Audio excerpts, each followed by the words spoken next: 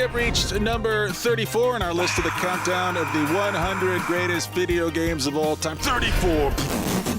Explosion sound. For this review, Vic and I have to sit very close because we're about to go through a Portal. Is that what we're doing? We're doing Portal from 2007. Any contact with the chamber floor will result in an unsatisfactory mark on your official testing record, followed by death. You remember this from Valve? Absolutely, I remember How this. could you forget this game? Am I I actually right? got an early look at this game at Mr. Big Shot over there. High Slam roller, Dance. Mr. Red Carpet. At the Sundance Film Festival, they had the gaming component, and a lot of the kids, they were from DigiPen.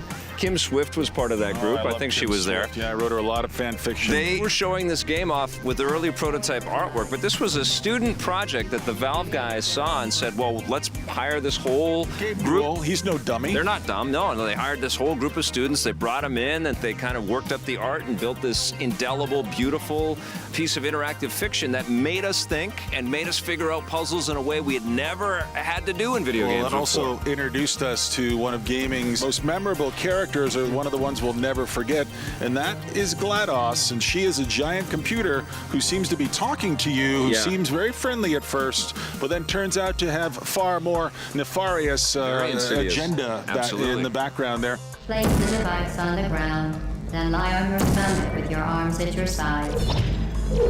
A party associate will arrive shortly to collect you or your party.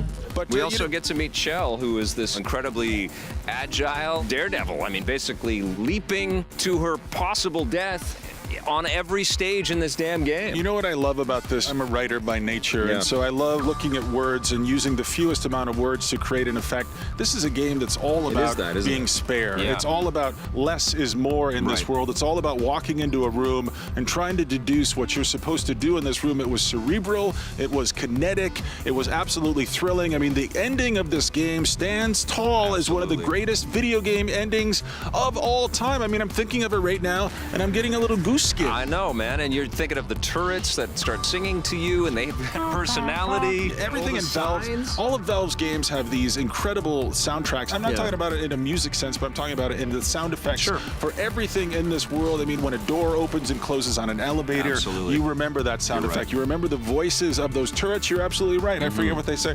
I must go to sleep now. Something like that. So good, and you know, you're throwing blocks across rooms, and you're testing out the ways what about that the companion cube? the companion... That's a character too. I know, man. Doesn't get any better than well, that. and the story is told in such sparse ways. You're right. I mean, not only the dialogue that GLaDOS gives us, but also in the signage, and it's like a little tone poem of information every level. You know, we could sit here and wax poetic all day about this incredible experience, but let's take a look back at all the times Portal has been on the show. Portal is an absolutely cool artistic achievement. Hilarious. This game is funny. Like, Yeah, it is. I found myself cracking up. I don't know if you Do got the as voice. You can do the voice.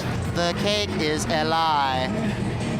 And then she looks at you with this crazy eye. It's a great sense of humor. No guns. You just have a portal weapon that at the first beginning. it's just, you just get the little lame shooter with the one blaster. You get the blue portal. The blue. And then you get the orange and blue, so you're... Well, the first couple levels, you just jump it. We're looking at Portal 2. This is, of course, the sequel to the sleeper hit of 2007, Portal.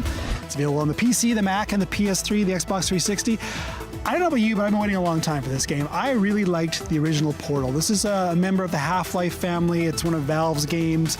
If you somehow don't know what Portal and Portal 2 are about, you're essentially trapped in a laboratory of sorts with a gun that opens up teleporting doorways, I guess. The Portal series is basically the Radiohead of video games, okay?